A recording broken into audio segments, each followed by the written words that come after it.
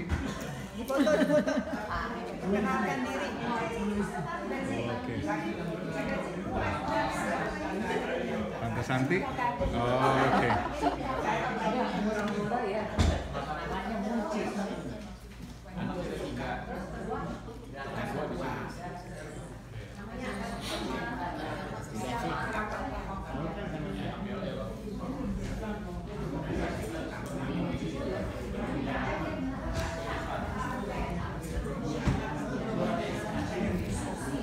Makin jauh makin baik. Makin jauh makin baik. Enggak yang pas aja. Oke, saudara-saudara sekalian, yang masih makan nggak apa-apa, teruskan aja. Kita akan memulai. Yang memimpin hari ini adalah Encik Popi. Waktu dan tempat saya persilakan. Mari kita sama-sama berdoa. Oke, mari kita berdoa, saudara-saudara. Tuhan Bapa yang bertahta dalam surga, kami mau bersyukur dan berterima kasih karena kami diberi kesempatan untuk kembali boleh mendengar firman Tuhan, belajar daripada firman-Mu. Tuhan, kami mohon Roh Kudus-Mu hadir di tengah-tengah kami, bekerja di dalam hati kami masing-masing, supaya baik kami yang mendengar, baik kami yang menyampaikan, kami boleh mendapatkan berkat dari firman-Mu. Kami serahkan jam di depan kami ini hanya ke dalam tangan Tuhan. Dalam nama Yesus kami berdoa. Amin. Amin. Saudara, pada siang ini saya mau mengajak kita semua tuh untuk melihat seorang raja ya, yang ceritanya cukup panjang, jadi kita nggak bisa baca semuanya ya. Kisahnya itu ada di dalam 2 Tawarikh 17 sampai dengan yang ke-20, tapi kita nggak akan baca semuanya. Kita akan melihat seorang raja yang bernama Raja Yosafat. Saudara semua kita tahu ya, setelah Salomo itu meninggal, kerajaan Israel itu terpecah menjadi 2, yaitu kerajaan di utara dan kerajaan di selatan. Nah, garis keturunan Daud itu dilanjutkan melalui kerajaan Yehuda. Nah, Yosafat ini adalah Raja Yehuda yang keempat setelah Salomo. Dan kisahnya itu bisa kita baca di dalam 2 Tawarikh 17 sampai 20. Jadi nanti di rumah kalau ada waktu kita baca semuanya dari 17 sampai 20 ya. Tapi ada satu pelajaran yang saya dapatkan daripada Yosafat ini yang mau saya bagikan pada pagi hari ini. Kita lihat dulu bagaimana kehidupan Yosafat itu di hadapan Tuhan. Kita buka 2 Tawarikh 17 ayat yang ketiga sampai dengan ayat yang ke-6. 2 Tawarikh 17 ayat yang ketiga sampai dengan ayat yang ke-6. Kita baca aja sama-sama ya. Second Chronicles. 2 Tawarikh 17 ayat 3 sampai dengan ayat yang ke-6. Kita akan baca sama-sama ya. 1, 2. Dan Tuhan menyertai Yosafat karena ia hidup mengikuti jejak yang dahulu dari Daud bapa leluhurnya dan tidak mencari Baal-Baal, melainkan mencari Allah ayahnya. Dia hidup menurut perintah-perintahnya dan tidak berbuat seperti Israel. Oleh sebab itu Tuhan mengokohkan kerajaan yang ada di bawah kekuasaannya.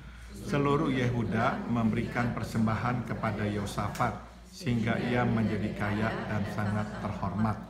Dengan tabah hati ia hidup menurut jalan yang ditunjukkan Tuhan. Pula yang menjauhkan dari Yehuda segala bukit pengorbanan dan tiang berhala. Ya, dari ayat-ayat ini kita bisa membaca bahwa Tuhan itu menyertai Yosafat. Tuhan mengkokohkan kerajaannya. Tuhan menjadikan Yosafat itu kaya dan terhormat. Yosafat itu disegani oleh rakyatnya. Dan di dalam ayat yang ke-10 yang kita tidak baca itu dikatakan bahwa tidak ada yang berani melawan Yosafat. Jadi kita lihat Yosafat itu benar-benar di dalam pemerintahannya itu diberkati oleh Tuhan. Atau dengan lain perkataan kita bisa mengatakan kehidupan Yosafat itu berkenan di hati Tuhan. Nah saudara, mengapa Tuhan itu berkenan akan kehidupan Yosafat? Intinya ada di dalam ayat yang ketiga dan ayat yang keempat. Dikatakan dia hidup menurut jejak Daud dan tidak mencari Baal tetapi mencari Allah ayahnya dan hidup menurut perintah-perintahnya. Jadi Tuhan berkenan kepada Yosafat karena Yosafat itu mencari Tuhan dengan tekun dan mentaati perintahnya. Nah kita lanjutkan di dalam pasal yang ke-18, kita tidak akan baca. Tapi kalau saudara baca di situ dalam pasal yang ke-18, Yosafat itu yang baik ini ternyata berbuat dosa. Yosafat itu mengadakan hubungan dengan Raja Israel, pada waktu itu adalah Raja Ahab, yaitu dengan menikahkan putranya dengan putri Raja Ahab. Nah Raja Ahab dan keluarganya kita tahu adalah raja yang jahat. Dia tidak punya reputasi yang baik sedikit pun di mata Tuhan. Dia telah membawa rakyat Israel meninggalkan Tuhan dan menyembah berhala. Pokoknya Raja Ahab ini adalah raja yang jahat dan dia juga membenci Tuhan. Nah hubungan Raja Yosafat dengan Raja Ahab ini juga telah membuat Yosafat itu terlibat di dalam peperangan yang dilakukan oleh Raja Ahab, yaitu untuk merebut Ramot Gilead. Tapi dalam peperangan ini memang Yosafat nyaris terbunuh, tapi Tuhan itu menyelamatkan Yosafat sehingga dia dapat kembali ke Yerusalem dengan selamat. Nah kemudian kita ke ayat pasal yang ke-19, ternyata hubungan Yosafat dengan Raja Ahab ini tidak berkenan di hati Tuhan. Nah di dalam pasal yang ke-19 ada seorang nabi yang bernama Yehu. Dia diutus oleh Tuhan untuk menegur Raja Yosafat. Kita baca di dalam pasal 19 ayat yang kedua dan ketiga. Kita baca sama-sama ya. Ketika itu Yehu bin Hanani pelihat itu pergi menemuinya dan berkata kepada Raja Yosafat, sewajarnyakah engkau menolong orang yang fasik dan bersahabat dengan mereka yang membenci Tuhan? Karena hal itu Tuhan murka terhadap engkau. Namun masih terdapat hal-hal yang baik padamu, karena engkau menghapuskan tiang-tiang berhala dari negeri ini dan mencari Allah dengan tekun. Nah di sini kita baca saudara, Yosafat yang mengadakan hubungan dengan Raja Ahab ternyata telah membuat Tuhan itu murka, dan jelas di sini dikatakan Tuhan murka terhadap engkau. Tetapi di dalam nubuat ini yang dikatakan oleh Yehu itu ada satu hal yang istimewa. Di sini dikatakan namun masih terdapat hal-hal yang baik padamu, karena engkau menghapuskan tiang berhala dan mencari Allah dengan tekun. Jadi Tuhan itu murka kepada Yosafat, tetapi Tuhan itu juga masih mempertimbangkan kebaikan hati Yosafat yang menghapuskan berhala dan terutama yang mencari Tuhan dengan tekun. Apa artinya? Ini berarti bahwa walaupun Tuhan murka, Tuhan itu masih mau menyatakan anugerahnya kepada Yosafat, karena Yosafat itu mencari Tuhan dengan tekun. Nah dari Yosafat ini kita bisa belajar bahwa kehidupan yang selalu mencari Tuhan dengan tekun dan mentaati firman-Nya itu adalah kehidupan yang berkenan di hati Tuhan. Tadi di bagian pertama kita lihat Tuhan mengkokohkan kerajaannya, Tuhan memberkati Yosafat, dan sekarang di sini kita lihat juga bahwa Tuhan itu ternyata juga menyatakan anugerahnya pada saat Yosafat itu juga berdosa kepada Tuhan. Nah dari sini kita bisa belajar bahwa Tuhan juga menginginkan daripada kehidupan kita untuk tekun mencari Tuhan dan mentaati firman-Nya. Dan Tuhan tidak pernah akan mengecewakan anak-anaknya yang mencari Dia. Kemudian kita mau bersama-sama melihat bagaimana hidup kita mencari Tuhan.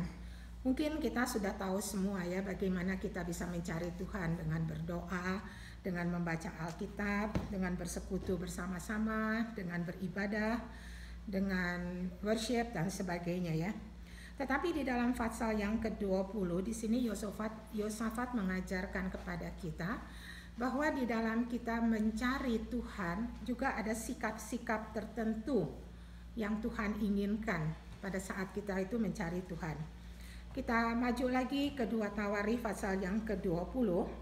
Coba kita baca ayat yang pertama sampai dengan ayat yang keempat. Setelah itu sama-sama Bani Amon Dan Bani Amon datang berperang melawan Yosafat bersama-sama sepasukan orang Meunim. Datanglah orang memberitahukan Yosafat, suatu laskar yang besar datang dari seberang laut Asin, dari Edom, menyerang tuanku. Sekarang mereka di Hazezon Tamar, yakni En-Gedi. Yosafat menjadi takut, lalu mengambil keputusan untuk mencari Tuhan, yang menyerukan kepada seluruh Yehuda supaya berpuasa. Dan Yehuda berkumpul untuk meminta pertolongan daripada Tuhan. Mereka datang dari semua kota di Yehuda untuk mencari Tuhan. Ya, dari sini, dari ayat yang bagian pertama ini kita bisa melihat ya bahwa bangsa Moab dan bangsa Amon yang cukup kuat itu dia datang menyerang Yosafat.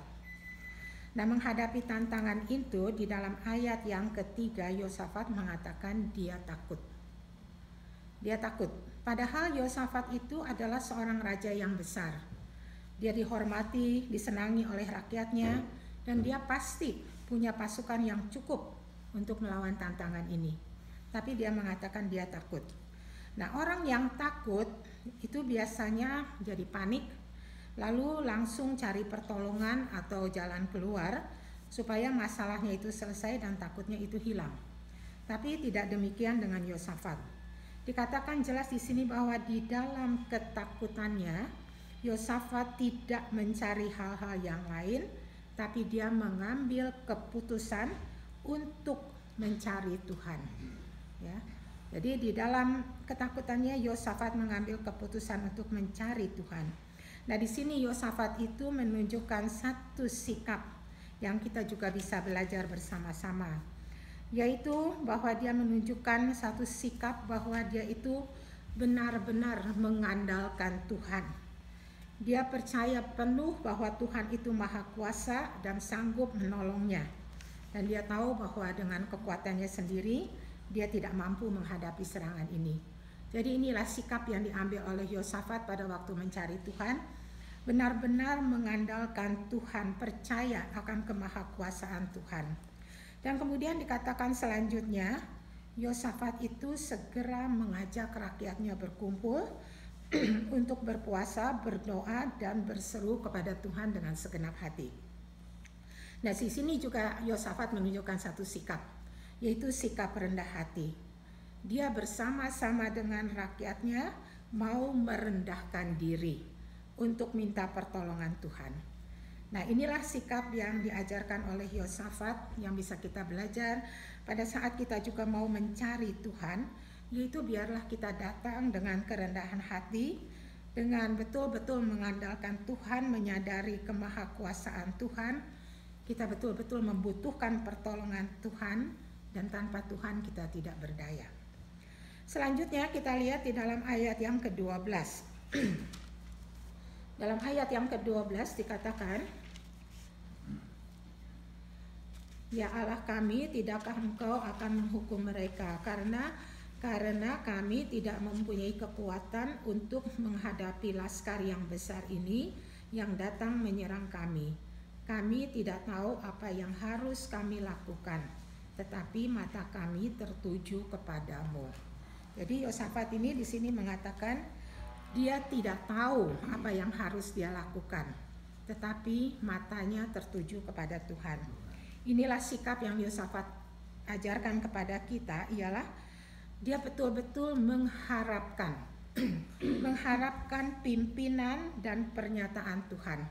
Dan kalau dia mengharapkan pimpinan dan pernyataan Tuhan, berarti dia juga siap untuk mentaatinya. Jadi pada saat kita juga mencari Tuhan, kita juga mempunyai hati yang siap untuk menerima pimpinan Tuhan dan mentaatinya. Kemudian saudara, di dalam ayat yang ke-14 sampai dengan ayat yang ke-17, Tuhan menjawab doa Yosafat itu dengan satu nubuatan. Nubuatan itu yang kedengarannya aneh. Kita baca ayat 14 sampai 17 ya.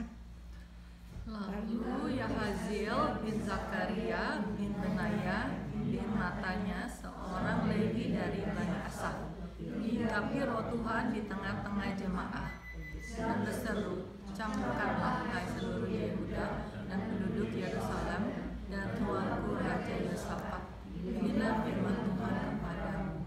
Janganlah kamu takut dan terkejut karena laskar yang besar ini, sebab bukan kamu yang akan berperang, melainkan Allah.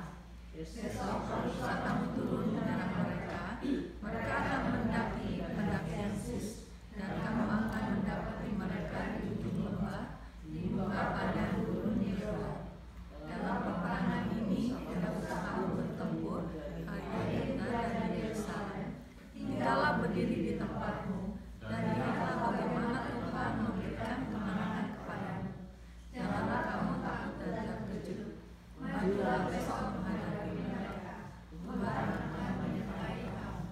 Ya, jadi Tuhan itu menjawab doa Yosafat itu dengan satu nubuatan bahwa Tuhan itu yang akan berperang bagi mereka. Mereka tidak perlu takut dan mereka hanya disuruh berdiri dan melihat bagaimana Tuhan itu akan memberikan kemenangan. Dan di sini dikatakan juga ada hal-hal yang harus dilakukan oleh bangsa Israel, oleh bangsa Yehuda, yaitu mereka harus kumpul pada keesokan harinya dan sebagainya. Nah saudara, kemudian di dalam ayat yang ke-18 itu, di situ dikatakan, lalu berlututlah Yosafat dengan mukanya ke tanah, seluruh Yehuda dan penduduk Yerusalem pun sujud di hadapan Tuhan dan menyembah kepadanya. Saudara, firman Tuhan yang disampaikan itu sepertinya suatu hal yang mustahil, kok diam-diam aja bisa menang gitu ya. Tetapi di sini kita bisa melihat bahwa Yosafat itu sujud dengan mukanya sampai ke tanah bersama dengan bangsa Israel. Artinya apa? Artinya Yosafat itu enggak ragu-ragu. Dia betul-betul percaya apa yang Tuhan katakan itu akan terjadi. Jadi Yosafat itu benar-benar pada saat dia mencari Tuhan, apapun firman Tuhan yang disampaikan kepadanya, Yosafat itu betul-betul beriman. Yosafat percaya Tuhan itu sanggup melakukannya. Dan kemudian bangsa Israel itu melakukan apa yang harus dilakukannya. Dan pada keesokan harinya, dan kita lihat bahwa bangsa Israel, bangsa Yehuda menyaksikan sendiri bagaimana bangsa Moab dan satu lagi Midian itu berperang di antara mereka, saling membunuh, dan akhirnya mereka itu mendapatkan kemenangan. Nah, di sini kita bisa melihat Yosafat mencari Tuhan dan Tuhan berperang bagi mereka. Nah, saudara, jadi ini yang saya belajar ya dari Yosafat ya. Yosafat mencari Tuhan. Tuhan mengokohkan kerajaannya, memberikan keamanan, memberikan damai sejahtera. Yosafat mencari Tuhan pada saat dia berdosa, Tuhan pun menyatakan anugerahnya. Dan sekarang Yosafat itu mencari Tuhan di dalam keadaan yang sulit, di dalam keadaan yang sukar sekali, dan Tuhan berperang bagi dia. Saudara, ini buat saya satu hal yang luar biasa bagaimana kalau kita juga hidup mencari Tuhan, Tuhan akan tidak mengecewakan anak-anaknya. Nah, sebagai kesimpulan daripada sikap Yosafat itu, saya bisa katakan ada 5 hal yang Yosafat itu katakan, yang saya simpulkan bagaimana sikap kita pada saat kita mencari Tuhan. Yang pertama tadi adalah merendahkan diri, menyadari akan ketidakberdayaan kita dan mengakui kemahakuasaan Tuhan. Dan kita betul-betul membutuhkan Tuhan karena tanpa Tuhan kita tidak berbuat apa-apa. Kemudian berdoa, berpuasa, berseru pada Tuhan dengan sepenuh hati. Dan juga kita harus terus mempunyai hati yang berharap pada pimpinan Tuhan dan kehendaknya dan mentaati pimpinan Tuhan itu. Dan apapun firman Tuhan yang disampaikan, biarlah kita terima dengan iman. Kita lakukan dengan tidak membantah. Dan pada akhirnya dari bagian itu dikatakan bangsa Yehuda itu hanya bisa bersyukur, memuji Tuhan dan memuliakan namanya.